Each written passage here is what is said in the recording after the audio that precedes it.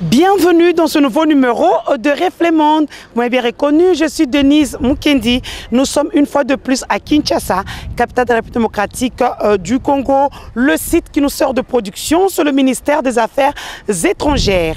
Nous allons parler avec notre invité les questions liées aux Congolais de l'étranger. Suivez d'abord ce reportage et je reviens juste après.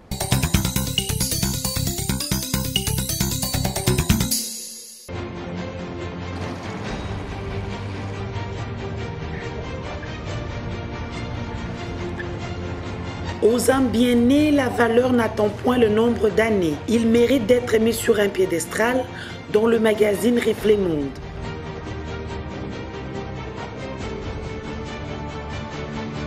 « 44 ans, c'est l'âge que totalise Joseph Kabila Kabange, né un 4 juin 1971 à Iwabora. Homme politique, sauveur de la République démocratique du Congo, il suffit de suivre pas à pas son parcours depuis qu'il préside aux destinées de la République démocratique du Congo pour s'en rendre compte. Sa vision, ses actes confortent de la manière la plus irréfutable sa position d'artisan de la paix et de la sécurité.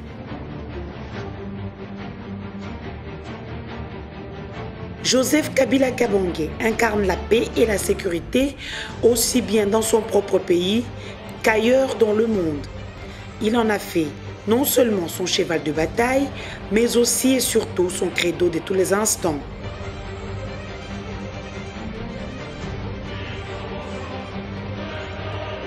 Depuis 2001, Joseph Kabila Kabange a montré combien il est attaché à la paix. C'est à la recherche de cette paix qu'il a, entre autres, mené à son aboutissement le dialogue intercongolais de Sun City. Et c'est au nom de la même paix que Joseph Kabila Kabange a partagé le pouvoir avec l'opposition armée et non armée.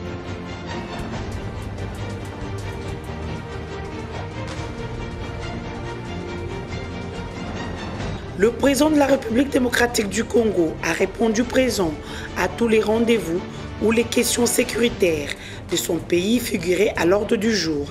Pretoria, Addis Abeba, Oyo, Nairobi, Ouya, Dar es Salaam, ONU, Lilongwe, Kigali et même Kampala, et n'a jamais cessé de tendre la main au prix d'un sacrifice suprême pour le bien du Congo.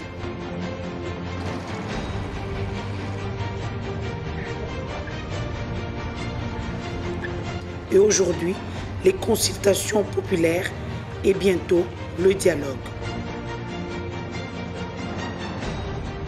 Chef victorieux, homme exerçant toujours dans l'ombre, combattant intrépide, stratège, meneur de troupes,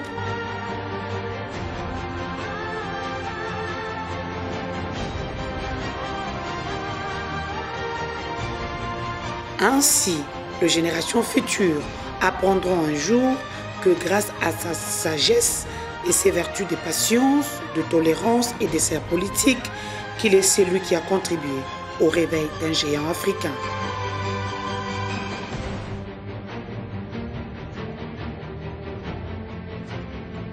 Joyeux anniversaire, Son Excellence Joseph Kabila Kabange, ainsi qu'à votre jumelle Janet Kabila.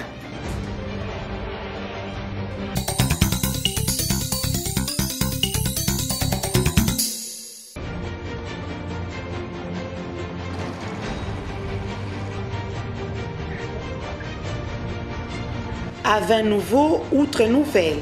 Il en est ainsi de celui qui assume depuis quelques mois la fonction du vice-ministre des Congolais de l'étranger.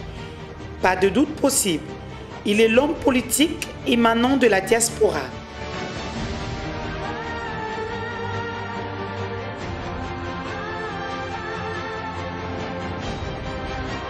Antoine Roger Boyamba Okombo Amolé Alinda, Puisque c'est de lui qu'il s'agit, n'est plus un homme à présenter.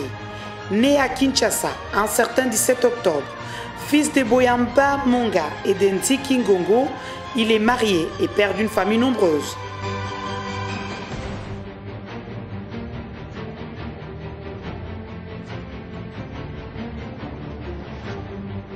Avec son curriculum vitae truffé d'expérience, ce pur produit de la diaspora n'a plus rien à prouver et affiche une carrière prestigieuse.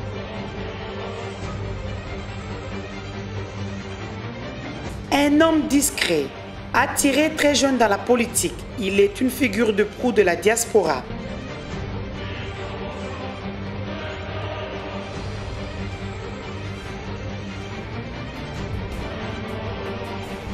Il trône désormais à la tête de l'une des plus grandes institutions très stratégiques de la République, en l'occurrence le vice-ministère des Congolais de l'étranger. L'homme est né sous une bonne étoile. L'un des meilleurs disciples du feu Katumba Mwanké, Antoine Boyamba, était l'un de ses collaborateurs le mieux écouté. Cela en allait de soi.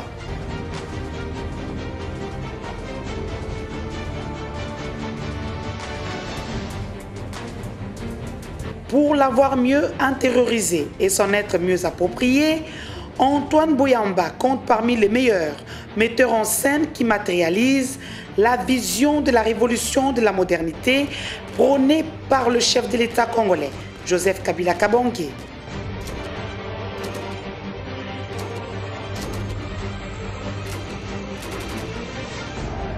Et même s'il a marqué son empreinte dans la politique congolaise à travers un livre dénommé Regard sur la République démocratique du Congo, préfacé de son Excellence Joseph Kabila Kabange, son expérience de travailler en coulisses est très bénéfique pour la diaspora congolaise, communément appelée les Congolais de l'étranger.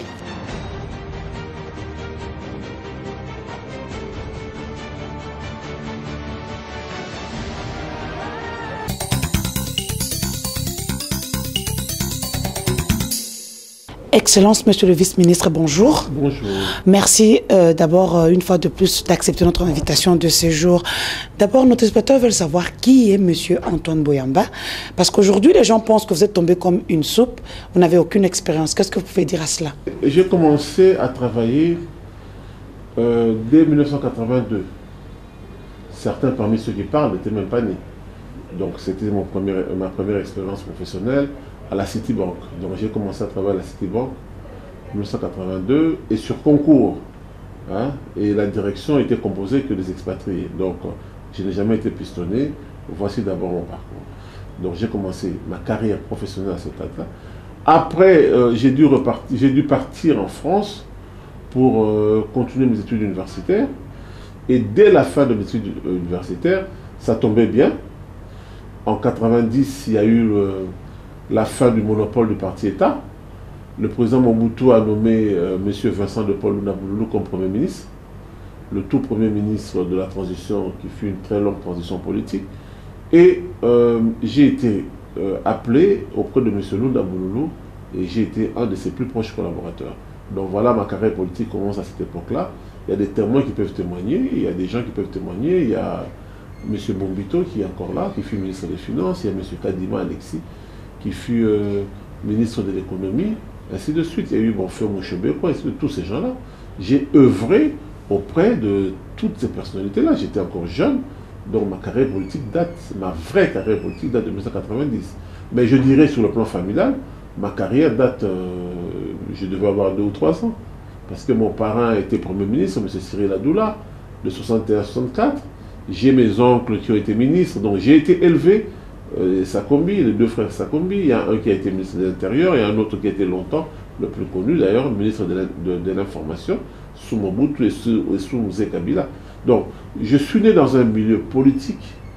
J'ai été, comme on dit, j'ai sauté sur les genoux de plusieurs hommes politiques. Donc là-dessus, il n'y a aucun problème.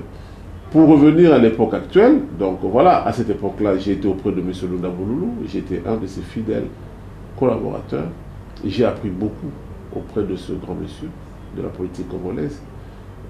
Il n'y en a pas beaucoup qui ont son calibre, ça je peux le dire. Et ensuite, à l'arrivée de l'AFDEL, avec certains amis, nous étions encore en France, nous avons fait les efforts de contacter les autorités françaises avec mon ami Déo Koussou, qui est aujourd'hui député provincial au Bas-Congo, qui fut vice-gouverneur de la province du Bas-Congo. Nous avons approché les autorités françaises pour qu'on puisse renouer les liens avec le régime qui venait de naître de Laurent Désiré Kabila. Parce que, comme vous le savez, à l'époque, une partie de la presse internationale et surtout française parlait du mal de Mzé, et nous avons trouvé que ce n'était pas normal qu'on puisse parler du mal de Mzé, quelqu'un pour nous qui était vraiment un vrai libérateur. Donc nous avons fait cette démarche-là et nous avons été, M. Cheokitou nous peut témoigner, à l'époque il était ambassadeur itinérant, c'est nous qui avons mis le premier contact entre les autorités congolaises et les autorités françaises. Ça aussi, c'est une expérience politique.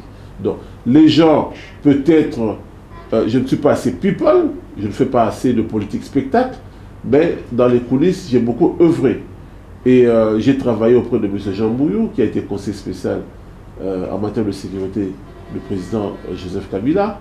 J'ai travaillé comme chargé de mission auprès de Dominique Sakombi encore, quand il a été ministre de l'Information, de Mzé et un peu de Joseph. J'ai travaillé avec Omer Minako, président de l'Assemblée nationale, j'ai été son conseil spécial. J'ai écrit cet ouvrage ici, Regard sur la RDC, qui parle de notre pays, qui parle de la vie, de la jeunesse, de l'enfance même de notre président de la République, Joseph Kabila, tel que vous voyez ici. Donc, mon parcours est connu des initiés. Peut-être que les non-initiés ne le savent pas, mais je suis là depuis un bon moment. Hein? Donc, si le chef de l'État a fait appel à moi, c'est parce que il sait que j'ai beaucoup œuvré. Pendant la campagne de 2006, pardon, j'étais déjà 1 ou 2 ans auparavant dans l'équipe qu'on appelait le DO5, dirigé par l'ambassadeur, feu ambassadeur Augustin Katumba Manké, qui était en train de travailler pour préparer l'élection qui fut triomphale en 2006, personne n'a pu contester ça, de son excellence Joseph Kabila Kabange. Donc les initiés savent qui je suis. Ceux qui parlent d'espérance, voilà, je ne sais pas s'il y en a beaucoup qui ont mon parcours. Et en dehors de la politique, j'ai quand même travaillé en France.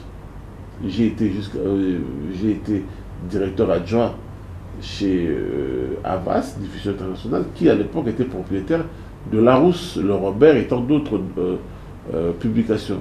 Donc, à ce titre, j'ai été membre du comité de rédaction du dictionnaire Larousse pendant 4 ans.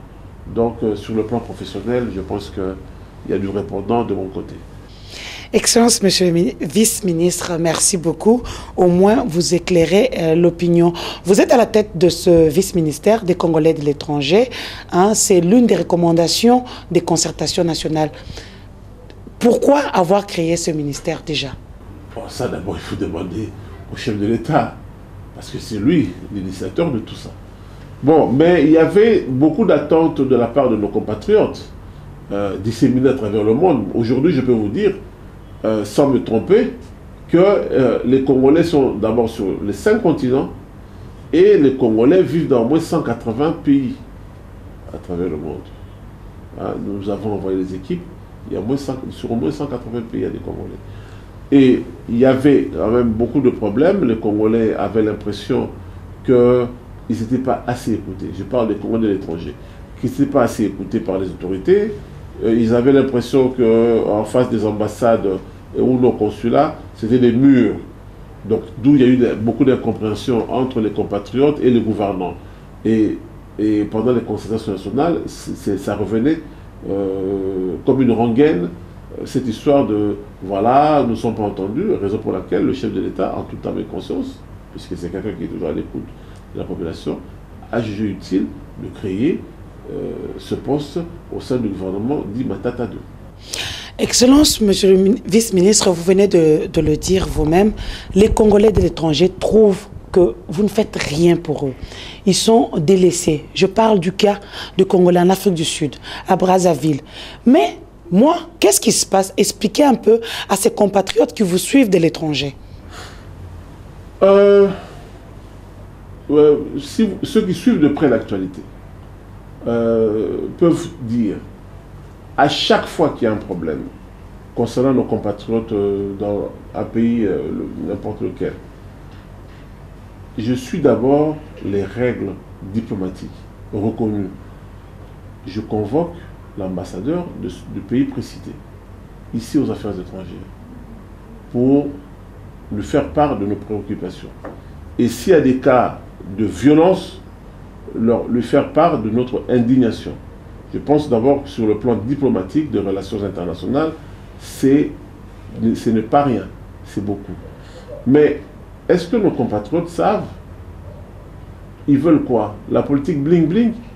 Que j'aille me promener, me mettre devant partout pour ne pas avoir de résultats? En coulisses, nous obtenons beaucoup de choses. Et ce qui est le cas avec l'Afrique du Sud. L'ambassadeur de l'Afrique du Sud accrédité au Congo, suite à quand on l'avait convoqué ici au ministère, il a fait des déclarations condamnant déjà ce qui s'est passé dans son pays. Ça paraît rien pour les gens qui aiment le spectacle, mais c'est beaucoup sur le plan diplomatique. Concernant le Congo-Brazzaville, nous avons convoqué, et comme vous avez remarqué, après la première vague qui concernait la ville de Brazzaville, maintenant, c'est leur politique interne aussi. Hein. Nous devons aussi respecter les lois. Quand nous allons quelque part, nous devons aussi respecter les lois des pays dans lesquels nous allons. Mais comme si vous le remarquez bien, ça ne se passe plus. Mais comme ça s'est passé à Brazzaville, il y a moins de violence. Donc, la voix du Congo est entendue. Ce n'est pas du spectacle, c'est de l'efficacité. Nous sommes là pour être efficaces. C'est ça ce qu'on nous demande. C'est ce que le chef d'État nous recommande. Il y a des cas de Congolais au Zimbabwe, en Namibie, en Angola, en Centrafrique, dans beaucoup de pays. En Suisse, hier, j'ai reçu l'ambassadeur de Suisse. Parce qu'il y a des cas de Congolais qui doivent être expulsés de Suisse. Mais je l'ai reçu pour lui dire que nous ne sommes pas d'accord pour qu'il y ait des expulsions en masse, que les cas soient traités individuellement. Donc chaque individu, son cas sera traité personnellement. Donc voilà, et la Suisse nous a donné raison. Voilà, ça, les gens ont l'impression que c'est rien. Nous avons aujourd'hui le cas des Congolais qui sont en prison au Zimbabwe. Tout à l'heure, avant que vous veniez dans mon bureau, j'ai reçu un compatriote qui est venu nous voir pour ça. Et je suis en train d'apprêter 2 agents du ministère qui vont se rendre au Zimbabwe, rencontrer notre ambassadeur là-bas, pour qu'on puisse d'abord établir, si pas des passeports, mais des sauf-conduits, pour que ces compatriotes puissent venir ici. Bon, de temps en temps, il se pose des problèmes de moyens financiers.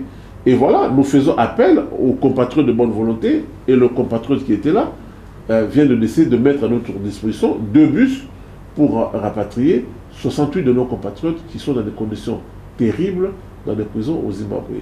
Et nous avons écrit au gouvernement zimbabwéen pour fustiger, parce que nous sommes tous membres de l'Union africaine, membres du COMESA, membres de la SADC. Donc nous leur disons que ce genre de choses ne doivent pas se faire. Donc voilà, les gens ils veulent quoi? Quand je me suis battu pendant des mois pour faire libérer un de nos compatriotes, vous avez vu les images à la télévision, qui était retenu au Venezuela depuis plus de 8 ans.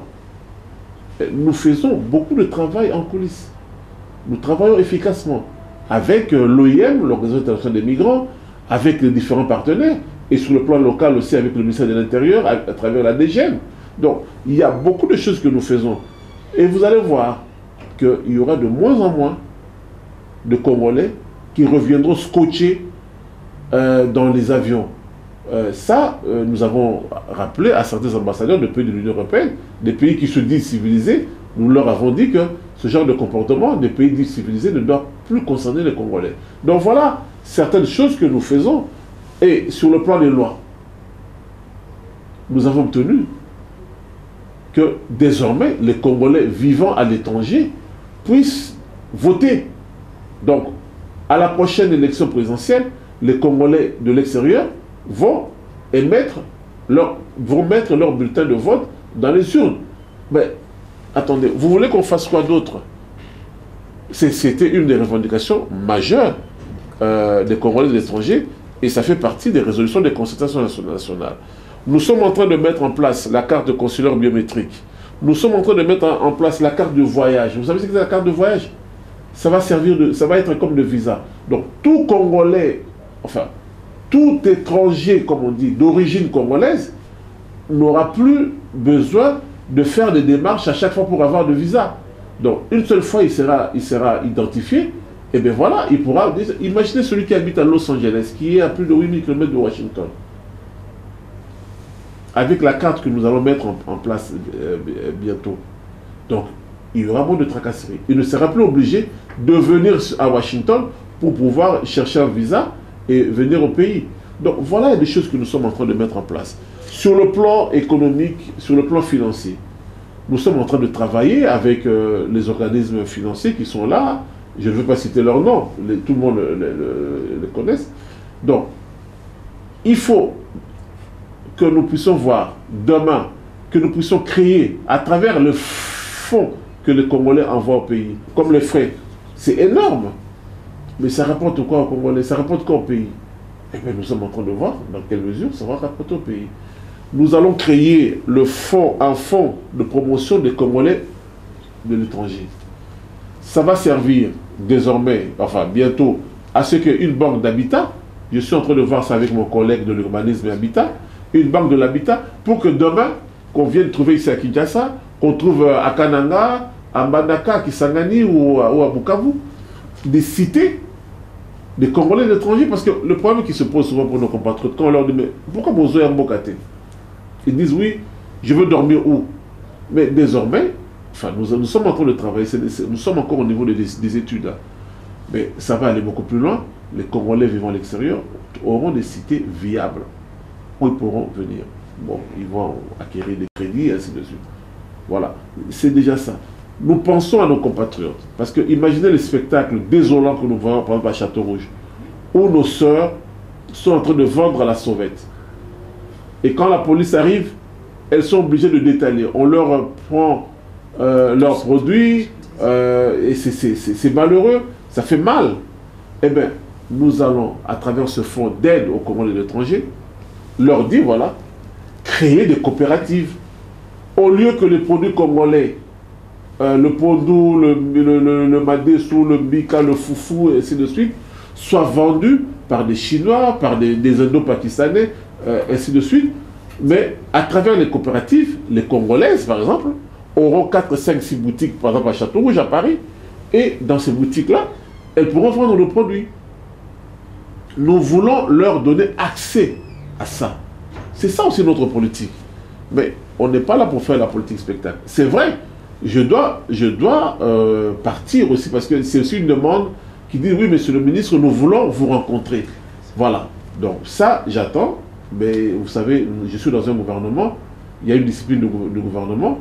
Si le Premier ministre m'accorde les autorisations, j'irai volontiers. Jusque-là, ce n'est pas encore fait, mais je sais que ça ne saurait tarder.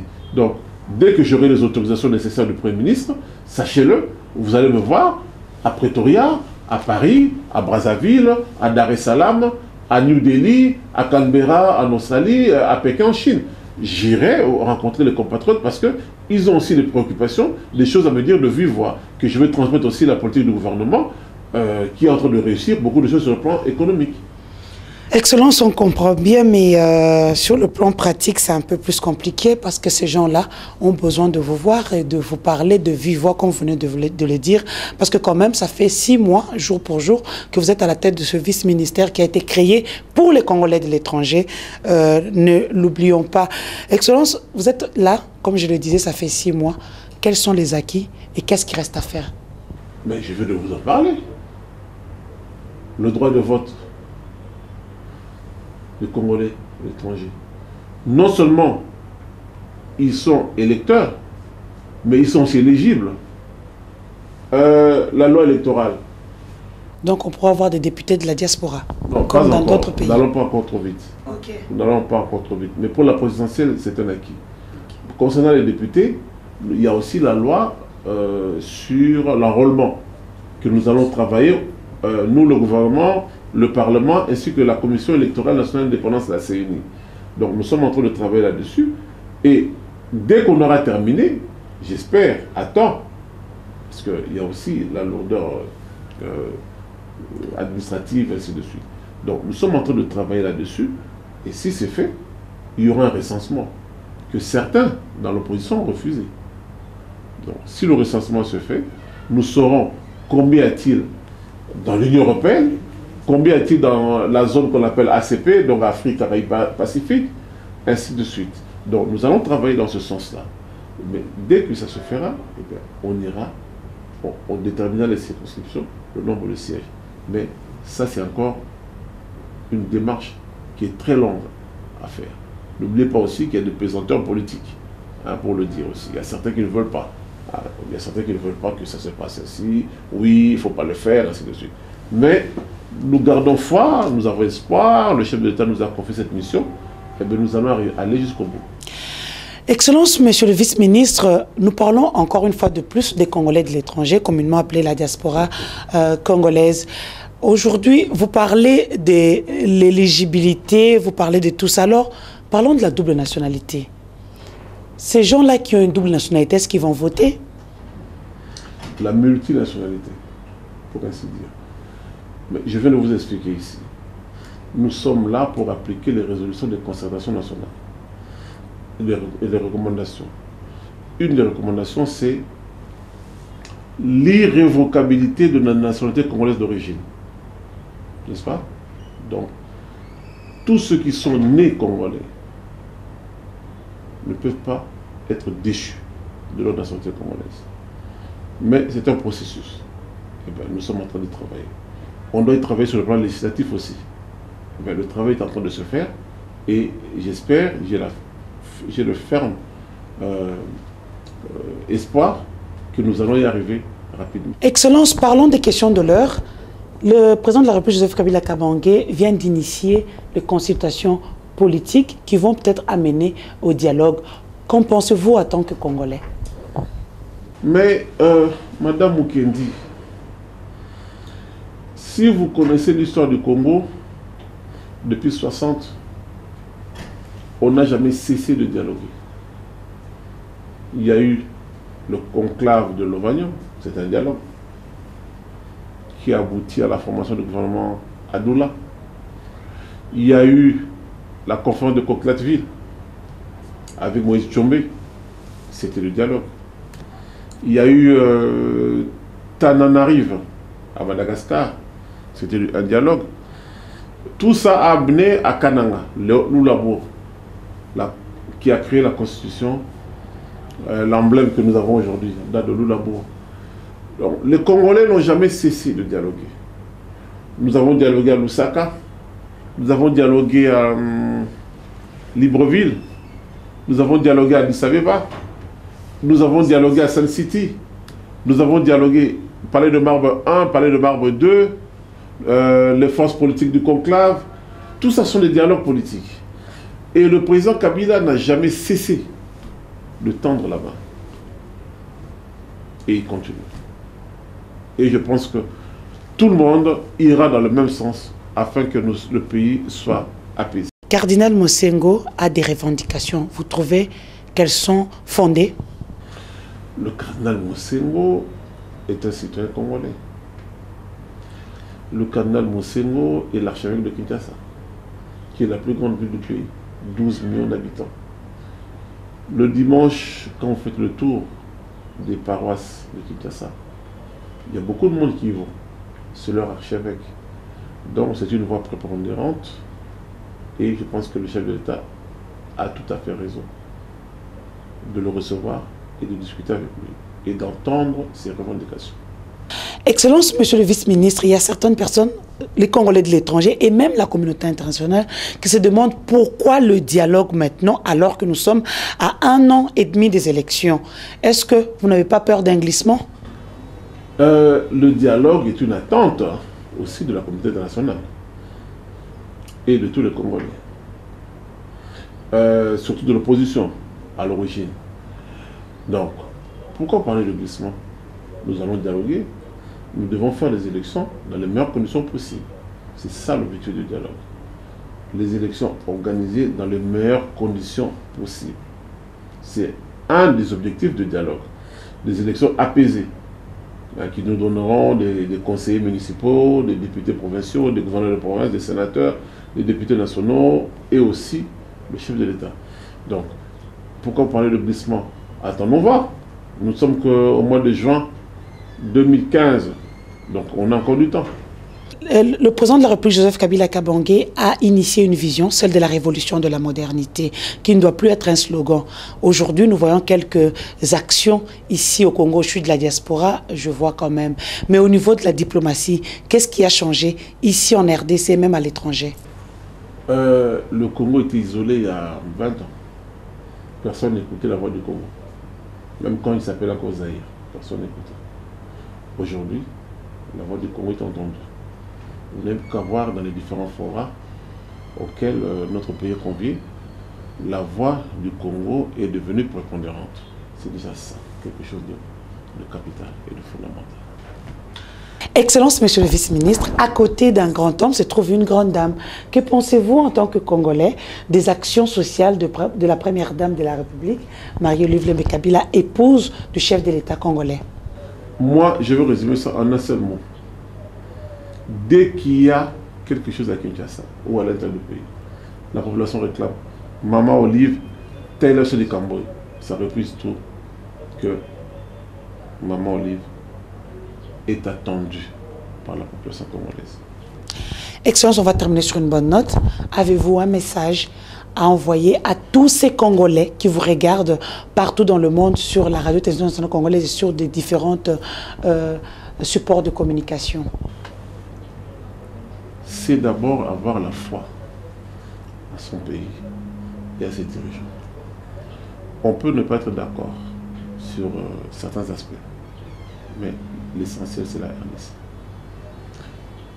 Il y a eu des phénomènes, des gens qui ont pensé que s'en prendre aux dirigeants, aux édifices publics, que c'était la solution. Non. Les biens, les ambassades, les commissariats, les sous-siats, les maisons communales, ce sont des biens communs. Il faut les respecter.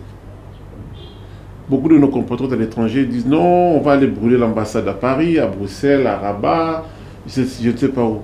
Et oui, comme je vous l'ai dit souvent, les bonnes choses ne durent jamais. Reflet-Monde, c'est terminé pour aujourd'hui. Le temps pour moi de remercier toute mon équipe technique réalisée par Wamouchala Combat Team, assistée des gens Simayele.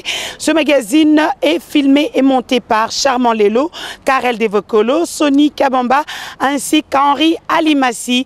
Mes big dédicaces en vont à Ibrahim Tsakalanoso, ma mamie, ainsi que toute sa famille, à qui je souhaite bonne guérison. Merci à Gérard Canabassao, Sylvain Lupumba Bombastique, ça c'est en Belgique.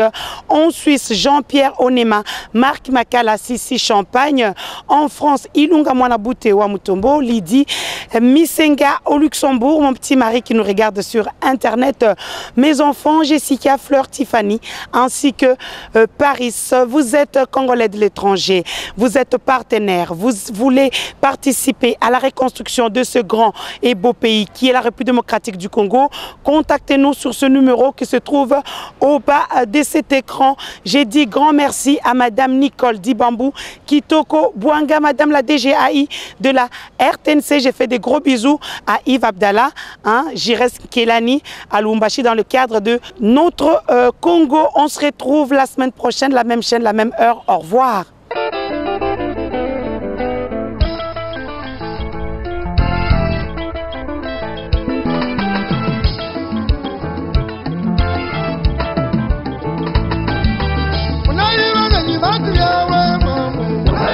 Wa